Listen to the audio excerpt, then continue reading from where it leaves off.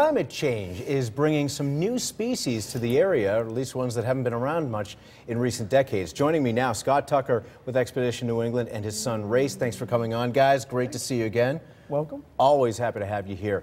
All right, the American bald eagle. This was on the brink of extinction back in the 70s, but now they're back not only in lots of places, but including here in Connecticut. Can you talk about that? This is an amazing story. Yeah.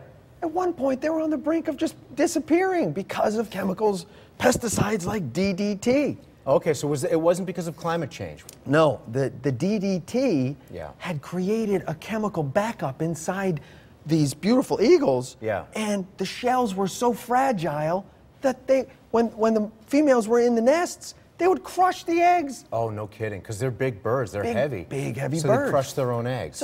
So they were down to almost 400 pairs, nesting pairs around the country. Now we're back up to thousands. Okay, so does that, Race, maybe you'll be able to answer this. Does that mean that they're still endangered, or are they not?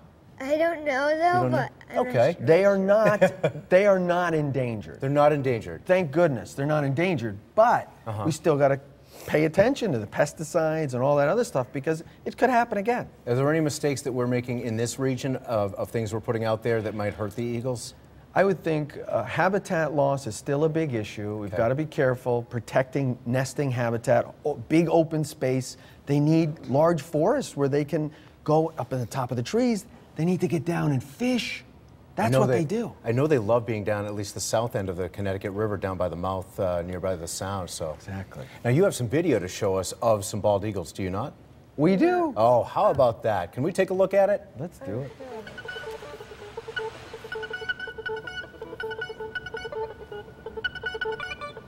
It's a size difference, which is characteristic of birds of prey, where the females are larger. This does look like a fairly large, robust, barrel-chested bird. I would think that was the female. Some record nests measuring, probably Now, was that an eagle? Because if it would have been a young one because it didn't have the bald head, right? Am I right about that? Exactly. The immatures, the less than a year, very dark. It's almost like you think you might be looking at a hawk, but they're not. Once they get beyond that first year, then you start to see the white head and that traditional, customary look of an eagle.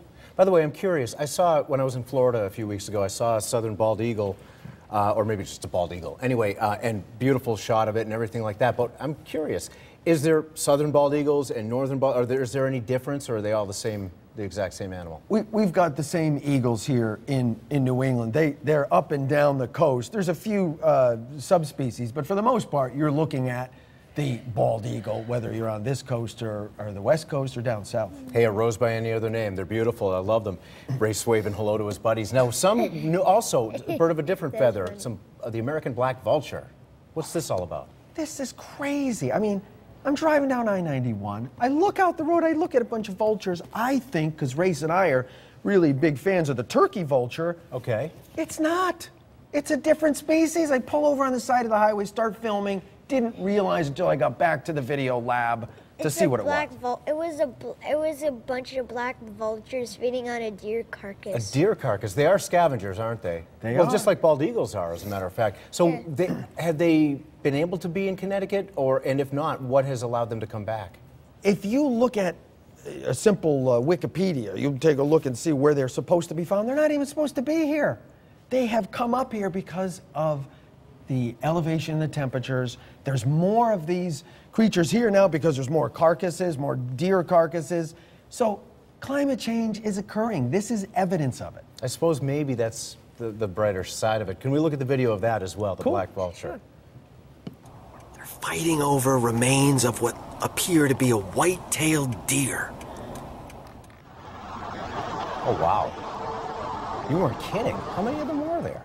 Folks, my eyes are nothing like they used to be. I'm attempting to get as close to these creatures as I possibly can to confirm the species.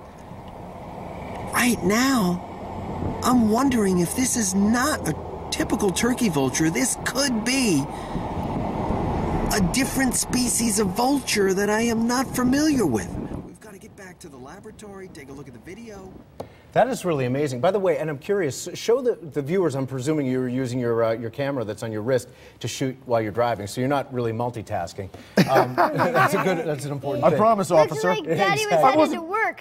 He's heading to work. Yeah. Well, I'll tell you Or what, coming home that is from so work. cool to see. I'm going to be on the lookout now for those black vultures, and of course, as always, the bald eagles. But guys, it is so good to have you here, Scott and Race Tucker. Will you come back again soon? Yes, you will. The correct answer is yes. Will you say yes? All right, thank you. Love to. Thanks for coming in, you guys.